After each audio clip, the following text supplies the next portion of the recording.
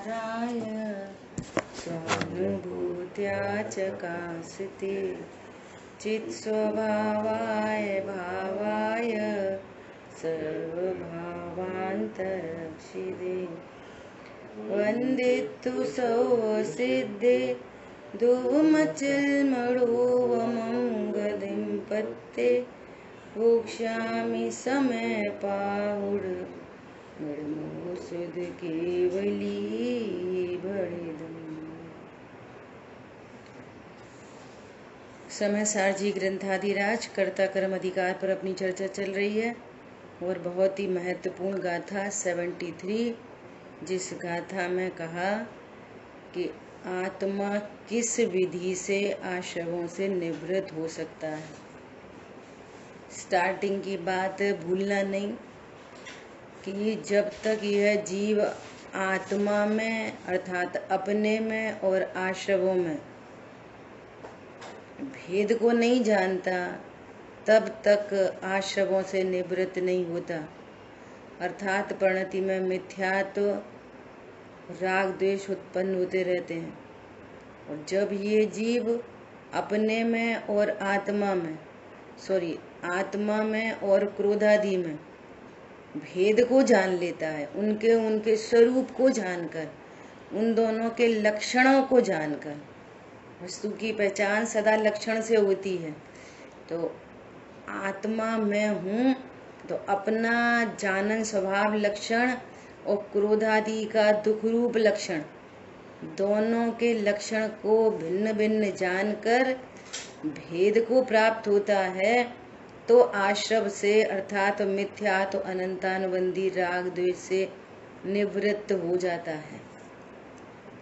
फिर मिथ्या तो नहीं रहता है ना। तो अब कह रहे हैं कि किस विधि से क्या करें तो आश्रवों से निवृत्त हो, मौन रहें, ईर्ष्या समिति से चलें, हितमित प्रिय बोलें, कुछ खाएं कुछ नहीं खाएं, अशुद्ध छोड़ दें, शुद्ध खा लें, कम कपड़े रखें ज्यादा कपड़े रखें, है ना। तो क्या कह रहे हैं कि इस विधि से आश्रवों से निवृत्त होता है कि मैं ज्ञान स्वरूपी भगवान आत्मा हूँ, मैं जीव हूँ, इस विधि से निवृत्त हो सकता है।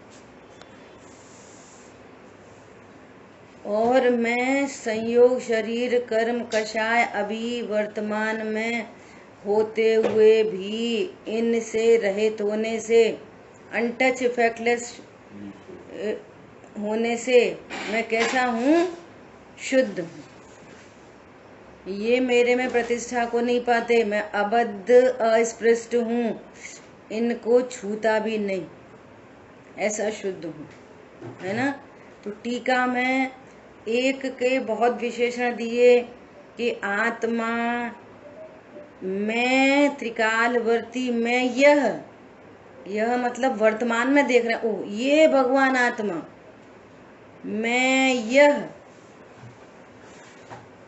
आत्मा प्रत्यक्ष जानन स्वभाव के माध्यम से मैं अपने को प्रसिद्ध कर रहा हूँ।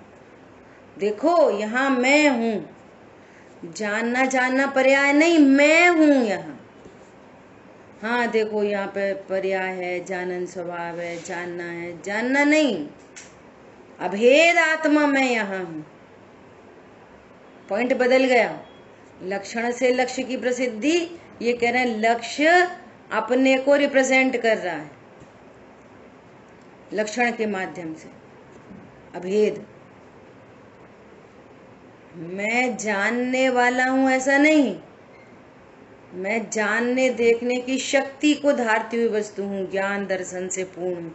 आगे बात आ रही है, ये शुद्ध और कैसा हूं? चिन्मात्र ज्योति हूं, मेरे ज्ञान में कुछ भी नहीं है, पर द्रव्य पर भाव ज्ञान में झलकते भले हैं, परंतु मेरा ज्ञान उन पर द्रव्य पर भावों से शून्य है।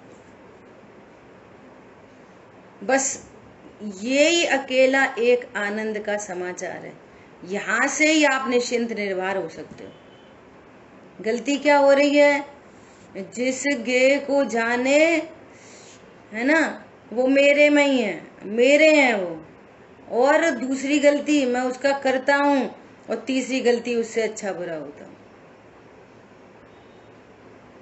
और यहाँ पे क्या कह रहे हैं कि मेरे ज्ञान में कोई गे है नहीं। गेयों का ज्ञान भले होता है लेकिन कोई गे नहीं, और जिसको जान रहा हूं उसका करता नहीं, और उससे अच्छा बुरा नहीं होता। बस रिलैक्स हो गया ज्ञान। बस इस ज्ञान में आश्रमों से निवृत्त हो गई। देखो क्या कह रहे हैं, और कैसा हूं मैं, मेरे में कोई प्रक्रिया ही नहीं होती। षट कारकों की प्रक्रिया से क्या हूं, पार हूं, मेरे में कुछ क्रिया होती नहीं, ऐसा परम निष्क्रिय पदार्थ हूं। जैसे अपन केमिस्ट्री में पढ़ते ना, इनर्ट गैसेस। इनर्ट गैसेस क्या होती हैं, शुद्ध, वे कोई से रिएक्ट ही नहीं होती, तो उनकी अशुद्धता का प्रसंग बने। ऐसा मैं इनर्ट मटेरियल हूं, अशुद्धता को प्राप्त नहीं होता, किसी से बॉन्डिंग नहीं करता, किसी से बॉन्डिंग नहीं, ऐसा मैं निष्क्रिय पदार्थ हूं। षट कारकों की प्रक्रिया से भिन्न, उससे रहित होने से परम निष्क्रिय हूं। देखो आनंद का समाचार है। बाहर में कुछ हो रहा है, भले हो, पत्नी, दुकान, मकान, बच्चे घट रहे बढ़ रहे, कुछ हो, न वे मेरे आधार से न मैं उनके आधार से। क्यों, मैं तो जीव द्रव्य हूं, निराधार। मैं कहूं कौन हूं, निराधार जीव हूं। अरे नहीं नहीं नहीं हो, पति चला गया, पति चला गया, कैसे रहेगी, किसके आधार से रहेगी, कौन रहेगी? अरे ज्ञान स्वरूपी भगवान आत्मा हूं।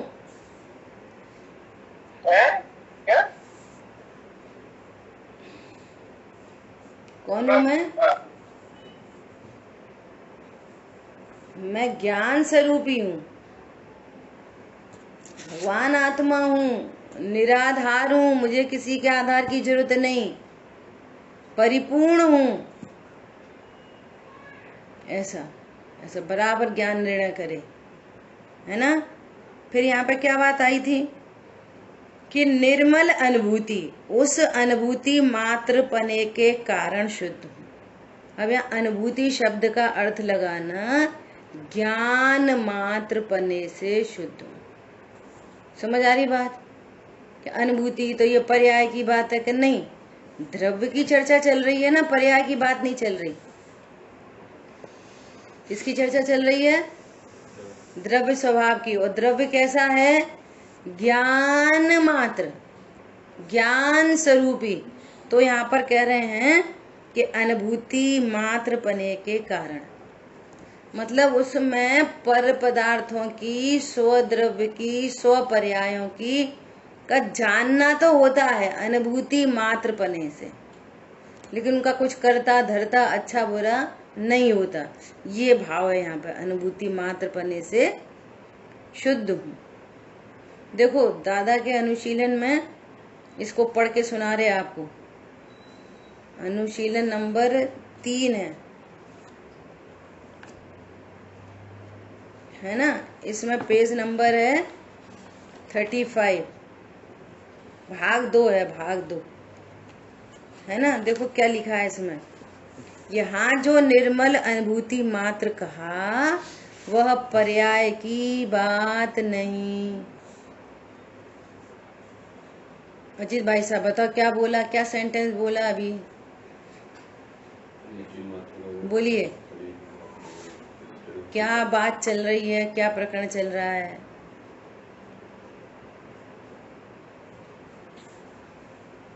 बोलो, कौन बताएगा? अच्छा,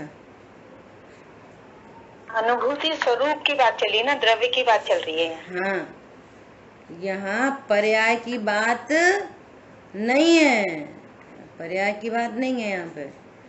त्रिकाली ध्रुव भगवान आत्मा की ही बात है। अनुशीलन में लिखा है दादा के, आपको पढ़ के सुना रहे हैं। अनुभूति में जो दृष्टि का विषयभूत भगवान आत्मा आता है उसकी बात चल रही है।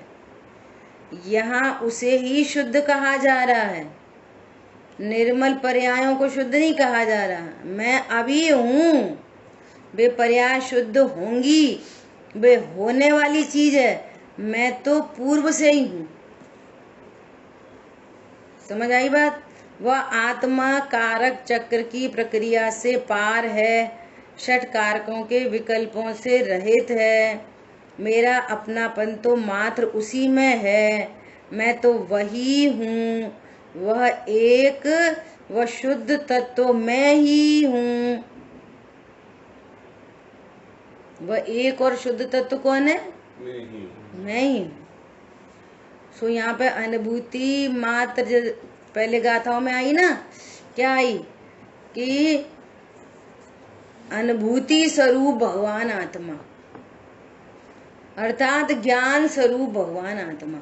वहां पर भी अनुभूति पर्याय की बात नहीं थी, है ना? ऐसा तो इस तरह से अपनी शुद्ध शब्द की चर्चा हुई। एक में क्या कहा, शुद्ध में क्या कहा, ये आपको ख्याल में रहना चाहिए। एक का क्या अर्थ निकाल रहे हैं, शुद्ध का क्या अर्थ निकाल रहे हैं, है ना? अब देखो क्या कह रहे हैं, गजब की बात आ रही है।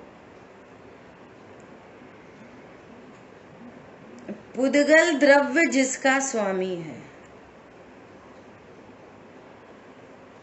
पुद्गल द्रव्य जिसका स्वामी है, ऐसा जो क्रोधादि भावों का विश्व रूपित्व, अनेक रूपत्व, उसके स्वामी पने रूप स्वयं सदा ही नहीं परिणमता होने से ममता रहित हूँ। क्या बोल रहे हैं? ये जो क्रोधादि भाव, क्रोधादि, तो उसमें कौन कौन आएंगे क्रोधादि भाव में? कौन बताएगा? अनीता जी। रागा आदि। हाँ, बहुत बढ़िया। क्रोधादि मतलब वर्णादि और रागादि दोनों की बात है। सो इनका स्वामी कौन है? अभी वर्तमान में इनका स्वामी कौन है? तो कह रहे हैं इनका स्वामी पुद्गल द्रव्य है। वर्णादि का स्वामी कौन है? पुद्गल द्रव्य। मतलब जो भी संयोग है, जो भी शरीर है, शरीर सुंदर है, गोरा है, काला है, मोटा है, पतला है, इसका स्वामी कौन है? नाम कर्म, नाम कर्म का उदय। जो भी संयोग प्राप्त है, अनुकूल प्रतिकूल, उनका स्वामी कौन है? साता असाता का उदय। कोई अभी उच्च गोत्र में पैदा हुए हो तो उसका स्वामी कौन है उच्च गोत्र का? कि पुद्गल द्रव्य, ऊंच नीच गोत्र कर्म। समझ में आ रही है? अभी कितने दिन तक रहोगे मनुष्य आयु में, उसका स्वामी कौन है? कि आयु कर्म, अर्थात अघाती कर्म। शरीर का सहनन अच्छा है, नहीं है, कम है, ज्यादा है, इसका स्वामी कौन है? कि नाम कर्म। सो अघाती कर्म, सर्व संयोग शरीर, इनका स्वामी अघाती कर्म है। सो ज्ञान रिलैक्स हो गया, है ना? इनका स्वामी मैं हूं। बोलो, पत्नी बच्चे दुकान मकान का स्वामी मैं हूँ। अरे लोग व्यवहार में रजिस्ट्री पे साइन किया हो, भले किया हो, वो लोक की व्यवस्था है, परंतु ये पारमार्थिक बात है। देखो, जो जिसका स्वामी होता है ना, वो सदा होता है और अनादि से होता है। ये तो नया घर दुकान मकान पत्नी बच्चे मिले, तो इसके स्वामी आप कैसे हो सकते हो? समझ आई बात? ऐसे तो उनका शरीर का स्वामी अघाती कर्म और राग आदि का स्वामी घाती कर्म। और मेरा उनसे क्या संबंध है कि मेरा उनके साथ स्वस्वामी संबंध नहीं है। और वे कैसे हैं? वे क्रोधादि भाव कैसे हैं? विश्व रूपित्व को प्राप्त हैं, अनेक प्रकार के हैं, अनेक प्रकार के द्रव्य कर्म और अनेक प्रकार के भाव कर्म और अनेक प्रकार के नो कर्म, अनेक प्रकार के हैं वे। और मैं तो एक ही हूं, एक ही प्रकार का हूं। मैं कैसा हूं? एक का बोल तो पहले ही हो गया। मैं एक हूं, एक ही प्रकार का हूं, जीव हूं, त्रिकाली हूं, ध्रुव हूं, अनंत गुण संपन्न हूं, बस एक ही प्रकार का हूं मैं तो। और उनका तो विश्व रूपित्वपना है। बोलो कितने प्रकार के भाव होते हैं? ये जो क्रोधादि परिणाम है वे कितने प्रकार के हैं? तो वो कह रहे हैं लोक प्रमाण नहीं, एक लोक में असंख्यात प्रदेश है ना। तो असंख्यात प्रकार के हो गए परिणाम, अगर एक एक प्रदेश को एक परिणाम से गिने तो। सो कह रहे हैं नहीं नहीं, ऐसे असंख्यात लोक प्रमाण। कितने लोग हो जाएं? असंख्यात लोक हो जाएं, इतने प्रकार के परिणाम उत्पन्न होते हैं। ये तो बहुत समराइज करके कह दिया, क्रोध मान माया लोभ चार और उनकी जाति चार, और हास्य रति अरति शोक भय जुगुप्सा और 3 वेद। ये तो बहुत शॉर्ट लिस्ट की है। अगर एक क्रोध कोई देखो तो क्रोध कितने प्रकार का आजू बाजू में ही दिख जाएगा। क्रोध तो क्रोध है। पारमार्थिक क्रोध क्या है? आत्मा की अरुचि, सुक्रोध। अब जिस क्रोध से हमारा परिचय है वो कैसा है? किसी को इतना ही क्रोध, उसकी इंटेंसिटी कितनी है? अरे तुम काम ढंग से किया करो, और एक तो थप्पड़ी मार दे और एक तो थाली फेंक दे। और सारे कितने प्रकार के हैं वे? अनंतानुबंधी जाति, अप्रत्यक्षान जाति। पॉइंट समझ में आ रहा है? यहाँ पर कह रहे हैं कि विश्व रूपित तो अनेक रूप वाले हैं और उसके स्वामी पने रूप स्वयं सदा ही नहीं परिणमन करता, सदा ही नहीं। आज तक त्रिकाली ध्रुव क्रोधादि रूप आज तक नहीं परिणमा, अनादि से लेके आज तक कभी परिणमता ही नहीं क्रोधादि रूप। विचार करो। और फिर भी क्या कह रहा है क्रोध को देख के कि ये क्रोध मैंने किया, मैं ही परिणमा क्रोध रूप। बोलो, ये कर्ता कर्म की भ्रांति है। और इससे क्या हो रहा है? अनंत पुद्गल कर्म का बंद हो रहा है, मिथ्यात अनंतानुबंधी का आश्रय हो रहा है प्रतिक्षण प्रतिक्षण। और जहां ये स्वरूप समझा, क्या मुझे राग आदि में कुछ नहीं करना, न कम करना न ज्यादा करना। बोलो क्या कर्तव्य भैया? आपका कर्तव्य। ये भी तो उपदेश मिलता है कि क्या है आपका कर्तव्य, बच्चों को संस्कार देना आपका कर्तव्य। तो जहां कर्तव्य की बात आती है ना, वो किसको उपदेश है? किसको उपदेश है? इसमें बहुत बड़ी ट्रिक है। ये ट्रिक नहीं समझते ना तो ऐसा लगता है कि एक अनियोग कुछ और कहता है, एक अनियोग कुछ और कहता है।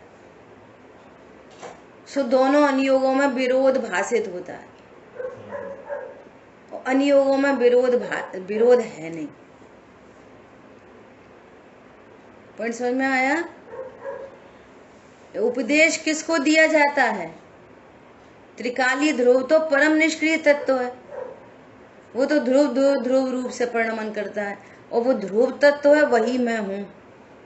तो मेरी स्थापना असमान जाति द्रव्य पर्याय से हटकर, ये विवाह पर्यायों से हटकर, मैं तो त्रिकाली ध्रुव जीव तत्व हूँ, महामहिम तत्व हूँ, एक हूँ, शुद्ध हूँ, षटकारक की प्रक्रिया से पार होने से निष्क्रिय तत्व हूँ। इसलिए मेरी बॉन्डिंग तो किसी से हो ही नहीं सकती, हो ही नहीं सकती। समझ में आ रही है? मेरे जहां पर्याय अपनी नहीं है, मां पत्नी दुकान मकान बच्चों की, तो बात ही बहुत दूर है। पॉइंट समझ में आया? अब मैं जब करता ही नहीं हूं तो मेरा क्या कर्तव्य है? अणुव्रत पालना कि महाव्रत पालना? क्या कर्तव्य है? बोलो। अरे वे कषाय हैं, उनका स्वामी पुद्गल द्रव्य है। चाहे वे अणुव्रत हो, चाहे महाव्रत हो, चाहे राग हो, पहले गुणस्थान का, अनंतानुबंधी जाति हो, प्रत्यख्यान जाति हो। और किसको देख के बोल रहे हो? अपने स्वभाव को देख के बोल रहे हो। यह मैं, यह अभी देख रहे हैं, यह मैं एक हूं, यह मैं शुद्ध हूं। और कैसा हूं? ममता रहित हूं। मैं रहित हूं, अनादि से रहित हूं।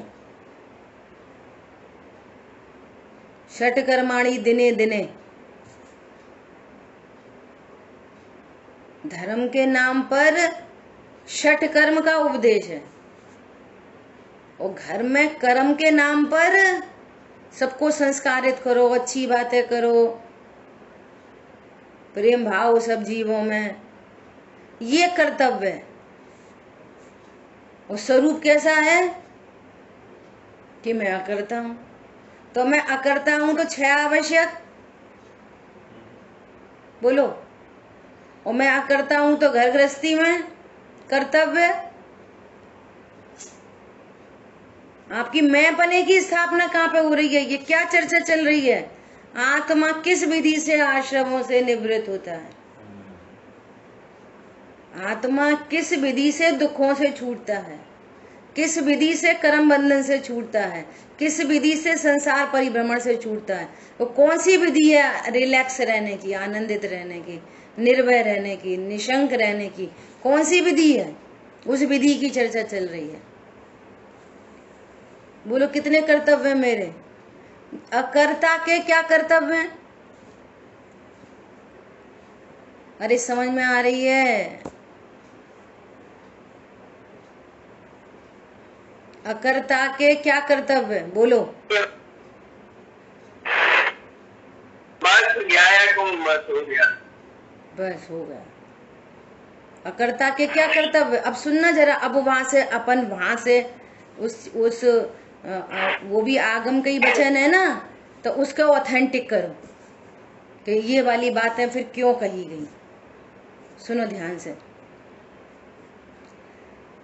जो ज्ञान अज्ञान रूप परिणमन करता है, उस ज्ञान को उपदेश देते हैं। क्या तुम घर परिवार में कुछ देखते नहीं? किसको उपदेश दे रहे हैं? ज्ञान को। तुम्हारे तो पूरे बच्चे ही बिगड़ रहे हैं, क्योंकि जो अज्ञानी जीव है उसको अज्ञान है, मिथ्या तो है, और राग द्वेष उत्पन्न हो रहे हैं। सो जो उसके राग द्वेष जो पाप रूप परिणामों में जा रहे हैं, कुछ भी खाओ पियो मौज करो, तुम भी मौज करो हम भी मौज करें, और दोनों मर के नरक में जाओ, तो ऐसे ज्ञान को उपदेश दिया जाता है। उपदेश किसको? त्रिकाली ध्रुव को उपदेश नहीं दिया जाता,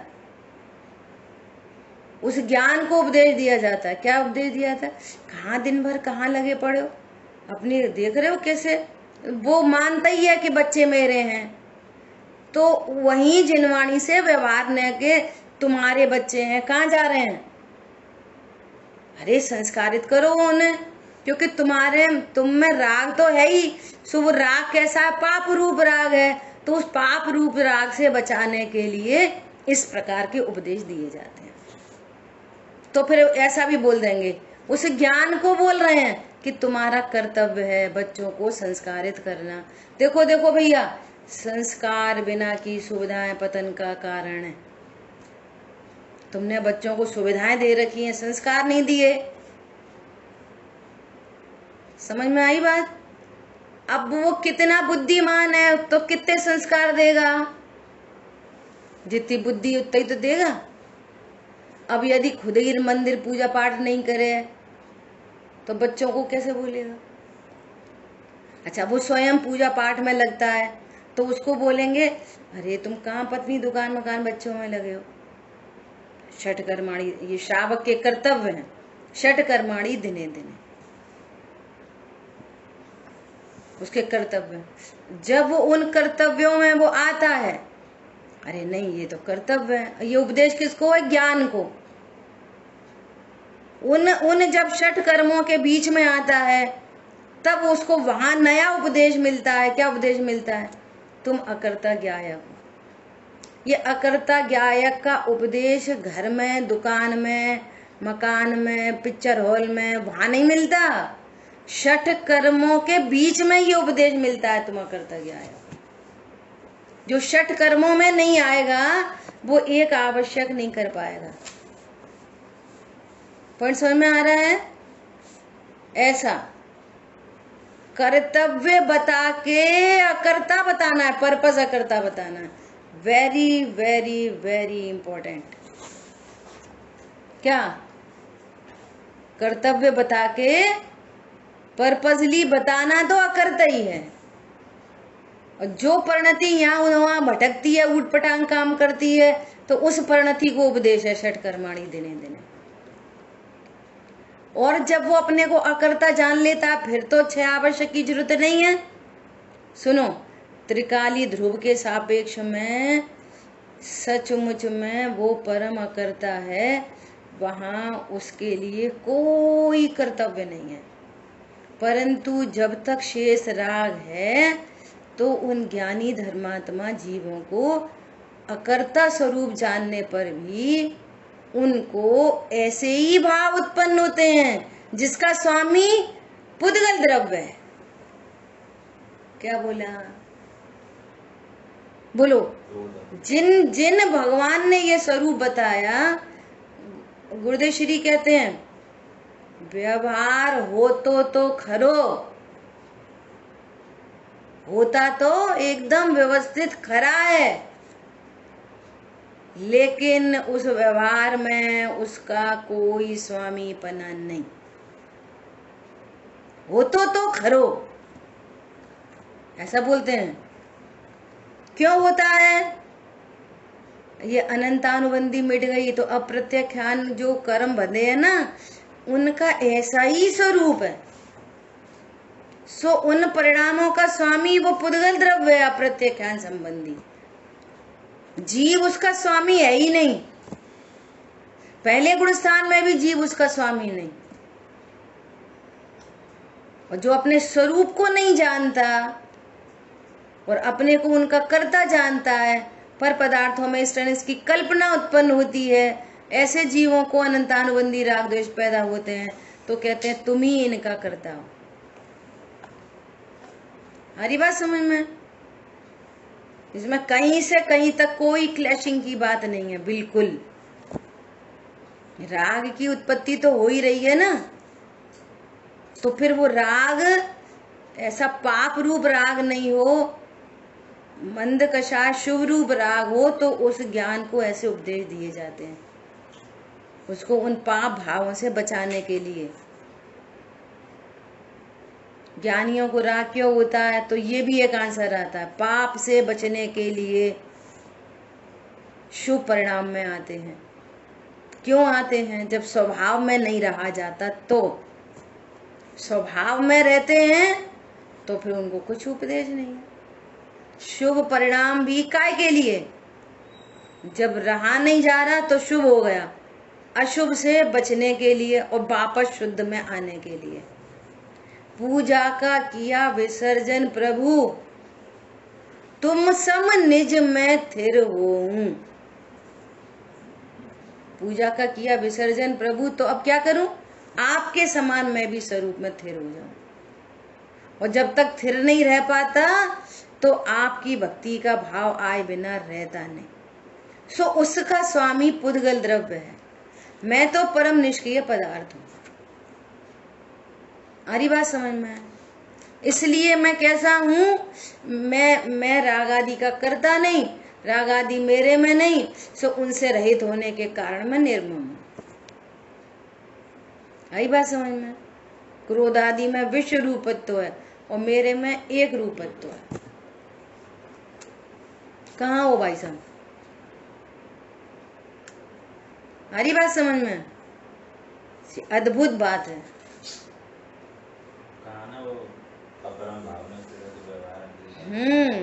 पूर्व रंग अधिकार में निकल के चला गया। जो परम भाव में स्थित है उन्हें क्या उपदेश है? छपक श्रेणी आरोहण करने वाले मुनिराज को क्या उपदेश है? अरे सुनो, पहले 28 मूल गुण पालो। बोलो। जो अपरम भाव में स्थित है उन्हें उपदेश है। इतना तक उपदेश है कि अरे ये तुम क्या द्रव्य गुण पर्याय के भेद में रुके हो। जो द्रव्य गुण पर्याय के भेद में रुका है वो भी अन्य वश है। तो ज्ञान को उपदेश दिया जाता है। समझ में आई बात? राग की उत्पत्ति होना अपराध नहीं है। समझ में आ रही है? राग का स्वामीपना होना ये अनंत पाप है। सम्यक दृष्टि भी कहे कि हाँ ये अप्रत्यज्ञान संबंधी राग का कर्ता मैं हूं, परंतु उसको स्वामीपना नहीं है। मैं कर सकता हूं, चित परम अकर्ता नाथ। आ रही बात ख्याल में? ऐसी अद्भुत बातें हैं। मतलब कहने का ये है कि राग आदि का अभाव होगा तब मैं उनका स्वामी नहीं हूं, ऐसा नहीं। अनादि से मेरा राग आदि के साथ कोई स्वामीपना रहा ही नहीं। ध्रुव एक है, एक रूप से परिणमन करता रहा और स्वरूप नहीं जानने के कारण जो अनंत पुद्गल कर्म का बंध हुआ उनके फल में ये नाटक चल रहा है। परंतु त्रिकाली ध्रुव अज्ञान दशा में भी उन रागादि का स्वामी नहीं, करता नहीं। अज्ञान दशा में भी करता नहीं। समझ में आ रही है बात? वो ज्ञान पर लक्ष्य करता है, पर में इष्टनिष्ठ की कल्पना उत्पन्न होती है। क्यों? क्योंकि अपने चिन्ह मात्र स्वरूप को नहीं जानता। चिन्ह मात्र स्वरूप कैसा है कि पर मेरे ज्ञान में झलकते तो हैं, चाहे वो पर पदार्थ हो चाहे वो पर भाव हो, परंतु वे मैं नहीं, मैं उनका करता नहीं, उनसे मुझे लाभ हानि नहीं, ऐसे स्वरूप को नहीं जानता। और अब ये स्वरूप को जान लिया। 3 बातें पक्की करना। क्या? ज्ञान में जो कुछ पदार्थ झलकते हैं वे, हाँ, फिर दूसरा है? अभी जो 3 बातें चल गई वो उनका करता नहीं। जो कुछ ज्ञान में झलक रहा है, अरे मैंने क्रोध किया, अरे मैंने दान दिया, अरे मैंने रोटी बनाई, झलक रही है बस शरीर की क्रिया परिणाम। अजीब और आश्रम ज्ञान में झलक रहे हैं ओनली। मैं तो चिन्ह मात्र हूं। पानी में चांद सितारे झलक रहे हैं बस, पानी में कोई चांद सितारा है ही नहीं। क्या? दृष्टांत पक्का हो, सिद्धांत पक्का हो, और वो चांद सितारे चले जाएं और काले बादल झलक जाएं तो पानी कितना बुरा होता है।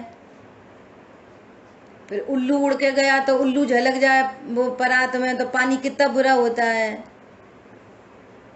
बोलो। बाल बुद्धि चंद्रमा को देख के प्रसन्न होती है, और जो चंद्रमा को देख के प्रसन्न होती है वो उल्लू के झलक जाने पर नियम से दुखी होता है। होता ही है। और जो पानी के स्वच्छ स्वरूप को जानता है, वो चंद्रमा झलकते रहे तो उसे कोई प्रसन्नता नहीं होती। इसमें है ही नहीं, चांद सितारे पानी में है ही नहीं, चिन्मात्र ज्योति हूं। और उल्लू जल का तो उल्लू भी पानी में है ही नहीं। ऐसे संयोग जल के ज्ञान में है ही नहीं, परिणाम जल के, क्रोध आदि जल के ज्ञान में है ही नहीं।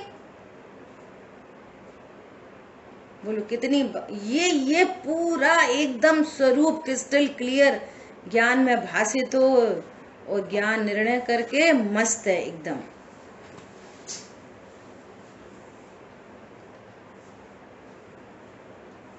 अब ऊपर पदार्थों को देख रहा है, कुचुर कुचुर कर रहा है और इधर से बोल रहा है, बात नहीं बनेगी। अनंत पुरुषार्थ का कार्य है, इतनी ही सरल बात है, बस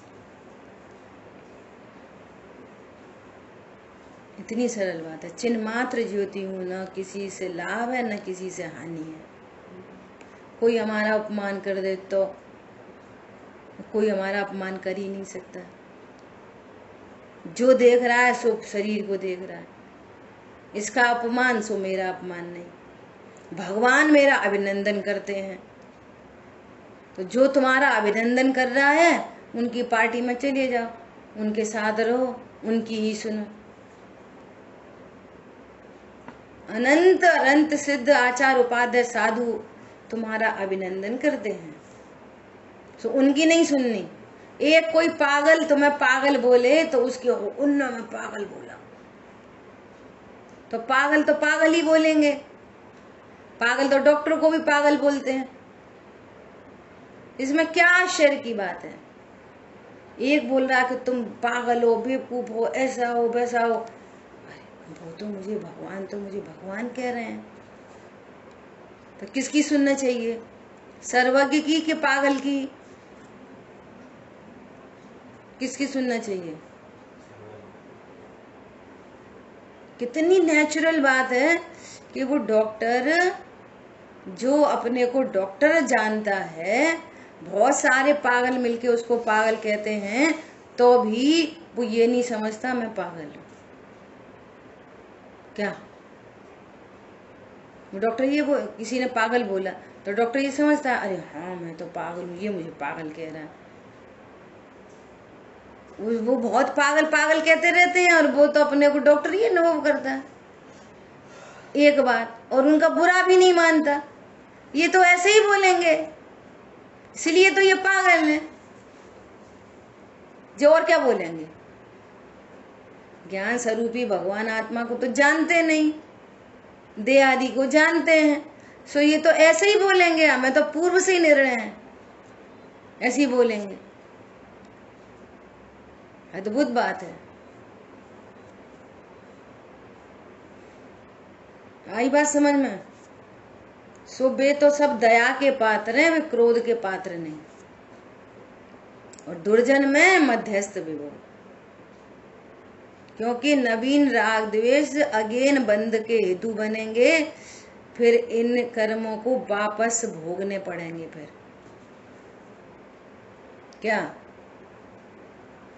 वापस भोगने पड़ेंगे। स्वरूप जानोगे तो परिणाम नहीं उत्पन्न होंगे, नवीन कर्म नहीं बंधेंगे और पूर्व की निर्जरा और हो जाएगी साथ में बोनस। नवीन कर्म बंधेंगे नहीं और पूर्व की बोनस में निर्जरा हो जाएगी। बोलो कौन सा मार्ग चाहिए? इस मार्ग को अपनाना ही पड़ेगा। आज अपनाओ कल अपनाओ, मानो मत मानो, चॉइस आपकी है। जो चाहो अपनो कल्याण, ताही सुनो भवि। यदि तुम भव्य हो, अभव्य नहीं सुनेंगे, नहीं निर्णय नहीं करेंगे, सुनेंगे ही नहीं तो निर्णय कैसे करेंगे?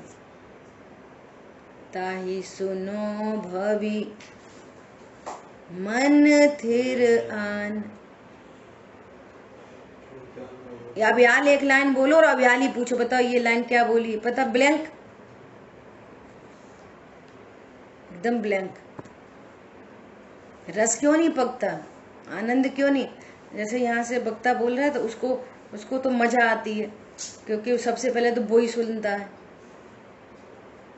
जो बोलता है सो सबसे पहले तो वो ही सुनता है, और आने योग्य आती है वो करता है, उसका स्वामीपन नहीं है, तो वो तो मस्त होता है। फिर वो पूछता है क्यों आज मजा आया, आज वो वाली बात पे बता क्या कहा, सो ब्लैंक, तो तुम्हें मजा ही नहीं आया। Physical presence, mind absent. आनंद तो उपयोग से आता है, शरीर से थोड़ी आता है, आंख कान नाक से थोड़ी आता है। आंखें देख रही थी वक्ता को, कान सुन रहे थे, उसकी भाव अपने स्वरूप की भाव भासना होती है, उसकी प्रसन्नता करोड़ों रुपयों से भी पूरी नहीं की जा सकती।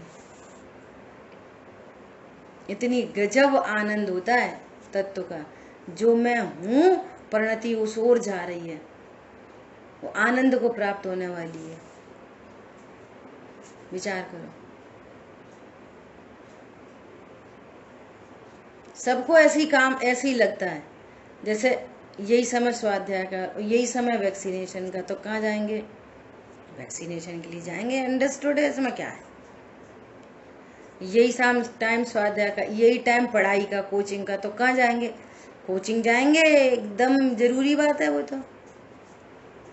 सुबह से खाना नहीं खाया हो, वही टाइम स्वाध्याय का, तो क्या करेंगे? खाना खाएंगे। अंडरस्टूड है इसमें क्या बात है? विचार करो। बात क्रिया की नहीं है, क्रिया की। क्रिया तो ऊपर नीचे हो जाती है, परिणाम भी ऊपर नीचे हो जाते हैं। बात क्रिया परिणाम दोनों की नहीं है। बात ये है आपको जरूरी क्या भाषित होता है, आपके अभिप्राय में मोस्ट इम्पोर्टेंट क्या चीज है, कौन सी मीटिंग मोस्ट इम्पोर्टेंट है। जिस मीटिंग से 2-4-5 लाख रुपए मिलने हो वो, कि जिस मीटिंग से अनंत भवों के लिए अनंत सुख प्रकट होने वाला हो वो। अनंत भव नहीं, अनंत काल के लिए सुखी होना हो वो। कौन सी मीटिंग बहुत इंपॉर्टेंट है? बोलो। इस मीटिंग को कैसे सुनना चाहिए? स्थिर चित्त से। क्या बात, इतनी बड़ी बात है। ये सब विश्व की सबसे इम्पोर्टेंट मीटिंग है स्वाध्याय, जिसमें सिर्फ और सिर्फ मेरी बात चलती है, यहाँ दूसरों की बात ही नहीं चलती। इतनी जरूरी बात है। क्या बोल रहे हैं? आत्मा क्रोधादि भाव के स्वामी पने से सदा ही परिणमित नहीं होता, इसलिए उसको ममत्व का स्वामित्व नहीं है, ममता रहित है। आदि बात समझ में? देखो अनुशीलन में लिखा है, ये क्रोधादि भाव आत्मा तो है ही नहीं। ये क्रोधादि भाव आत्मा तो है ही नहीं, है ही नहीं। ये क्रोधादि भाव आत्मा तो है ही नहीं। भगवान आत्मा इनका स्वामी भी नहीं, इनका स्वामी भी नहीं, वह इनके स्वामी पने से परिणमित भी नहीं होता। अब देखो एक जनरल बात लिखी है दादा ने। क्या जनरल बात लिखी है? देखो, यदि भगवान आत्मा स्वयं को इनका स्वामी मानेगा, है तो है नहीं, और यदि मानेगा ऐसा अज्ञान होगा, मोह होगा, उसका विपरीत श्रद्धान होगा, मानेगा और इनके स्वामित्व भाव से परिणमित होगा। प्रश्न है, स्वामित्व भाव से परिणमित होने का क्या अर्थ है? स्वामित्व भाव से परिणमित होना ये कौन सी पर्याय है? इसका क्या भाव है? हाँ, ज्ञान मतलब अज्ञान रूप परिणमित होगा, विपरीत विश्वास रूप परिणमित होगा।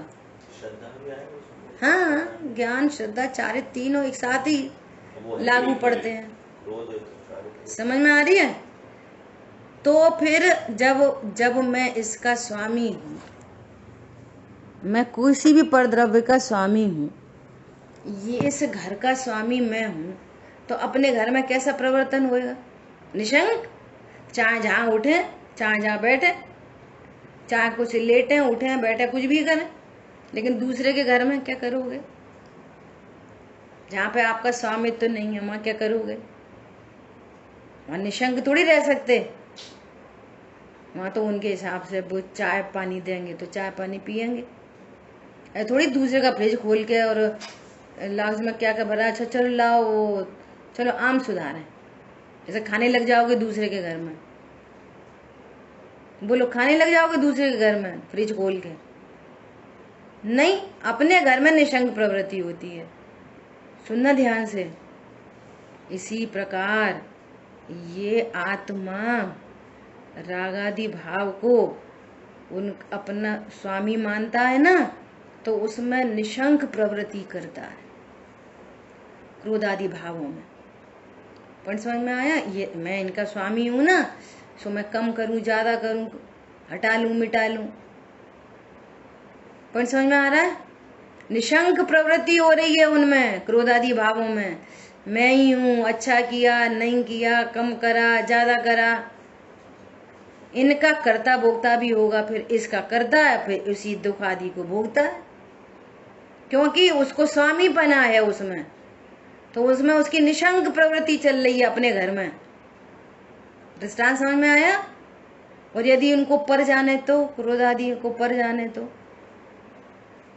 बोलो, क्रोध आदि में स्वामी तो नहीं माने तो फिर क्रोध आदि में निशंक बने प्रवृत्ति सहज नहीं होती। और जब प्रवृत्ति नहीं होती तो नवीन राग द्वेष सहज बने उत्पन्न नहीं होते, सो उनका कर्ता भी नहीं और उनका भोगता भी नहीं। अरे बात समझ में? ऐसी स्थिति में इससे भिन्न कैसे रह सकेगा? जब स्वामित्व ही जान रहे हो तो भिन्न कैसे? हाँ नहीं, एक तरफ तो स्वामित्व स्थापित करके बैठा है और अपने को मैं एक हूँ, शुद्ध हूँ, परिपूर्ण हूँ, जाना नहीं, और दूसरी तरफ क्या है कि क्रोध तो कर्म के उदय में होता है। पॉइंट समझ में आया? क्या कह रहे हैं? ऐसी स्थिति में भिन्न नहीं, हम तो क्रोध से भिन्न है। क्रोध में स्वामीपना भी है और क्रोध में भिन्नपना भी है। ये दो बातें एक साथ नहीं हो सकती। क्या बोला? क्रोध का मैं स्वामी भी हूं, करता हूं, हरता हूं, कम कर लेता हूं, ज्यादा कर लेता हूं, और क्रोध मेरे से भिन्न है। पॉइंट पकड़ में आया नहीं आया? सो क्या कह रहे हैं? उनसे भिन्न कैसे रहेगा? इनके स्वामी पने से परिणमित होने का आशय ही यह है कि इनमें एकत्व, ममत्व, कर्तृत्व, भोक्तृत्व सभी स्थापित करेगा। अकेला एकत्व तो नहीं है, अकेला ममत्व तो नहीं है, फिर मैं कर्तृत्व भी है, भोक्तृत्व भी है। बहुत गजब की बात, शेष चर्चा कल करेंगे। मोक्षमा प्रकाशक जी में उभयाभासी के प्रकरण में लिखी है टोडरमल जी ने, बहुत गजब की बात लिखी है। क्या बात लिखी है? कि मैं तो त्रिकाली ध्रुव हूं, अकर्ता हूं। मैं अकर्ता हूं, त्रिकाली ध्रुव हूं, और ये अणुव्रत महाव्रत के परिणाम है ना, ये करने योग्य हैं। सो उन्होंने ऐसे गलेवान पकड़ के पकड़ा जबरदस्त कि तू अकर्ता है तो मुझे करने योग्य है। ये वाली बात कहां से आई बता जरा? दो मिला गए। पॉइंट पकड़ में आया? मैं अकर्ता हूं तो करने योग्य है, ये बात कहां से आई? एक तो इधर से बात कही कि मैं अकर्ता हूं तो करने योग्य, ये किधर से बात आई? एक तो यहां से बात करी। एक जो मुझे करने योग्य है तो फिर तू उसका कर्ता कैसे नहीं होएगा? पर समझ में आया? मुझे करने योग्य है तो फिर मैं कर्ता हो गया, फिर अकर्तापना कहां से आया? दोनों साइड से उनने बात की है। स्वरूप कैसा है? तीव्र कषाय हो, मंद कषाय हो, गुणस्थान प्रमाण जो भी भाव हो, मेरा उनमें कोई स्वामित्व नहीं, भले पहला गुण स्थान हो, मैं त्रिकाली ध्रुव हूँ, मेरा कोई स्वामित्व तो नहीं, ऐसा स्वरूप जानकर भेद पड़ता है, ऐसा ज्ञानी होने के लिए विचार करता है, तो वो भी ज्ञानी हो जाता है अल्पकाल में। स्टार्टिंग कहाँ से की है? गाथार्थ में ज्ञानी विचार करता है कि मैं एक शुद्ध हूँ, और जो वर्तमान में अज्ञानी है वो आगम पूर्वक विचार करता है, युक्ति पूर्वक विचार करता है, तो उसके विचारों में राइट बात आती है, तो वो खुद ही अज्ञानता को छोड़कर ज्ञानी बन जाता है। समझ में आ रही है? और जो ज्ञानी बन जाता है तो उसको मिथ्यात्व और रागादि आश्रमों से निवृत्त हो जाता है। सो उसको रागादि और मिथ्यात्व में कुछ नहीं करना, उसको तो अपने स्वरूप को भली भांति जानना है कि मेरा स्वामित्व किस में है। मेरा स्वामित्व मेरे ज्ञान दर्शन स्वभाव में है। मेरा स्वामित्व न संयोगों में है, न शरीर में है, न कर्म में है, न कषाय में। इसलिए ज्ञान एकदम रिलैक्स हो गया। जिसमें मेरा स्वामी नहीं तो वो मेरे अनुसार कैसे परिणमे? भैया परिणमे मत परिणमे, मुझे उससे क्या फर्क पड़ता है? मेरे ज्ञान में अनुकूल प्रतिकूल झलकेंगे, लेकिन चूंकि मेरे ज्ञान में कुछ होता ही नहीं, सो मेरी मान्यता ही मिट गई कि ये अनुकूल है प्रतिकूल है। अनुकूल प्रतिकूल तो उसको कहा जाता है जिससे मुझे लाभ हो, और प्रतिकूल उसे कहा जाता है जिससे मुझे हानि हो। न मुझे लाभ है न मुझे हानि है, मुझे किसी से लाभ हानि ही नहीं होती। खत्म हो गया। आरी बात समझ में?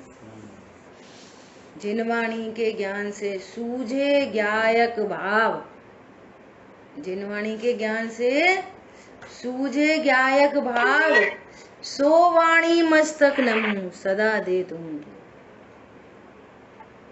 समझ में आ रही है? ऐसी वाणी को भोग देने का भाव उत्पन्न होता है, और उस भोग देने का भाव और उस क्रिया का मैं करता नहीं, मैं परम अकर्ता हूँ। तब आपने जिनवाणी को भोग दी। समझ आई बात? जय जिनेंद्र सभी को। अबे पेज नंबर बता रहा है। अनुशीलन में पेज नंबर 35।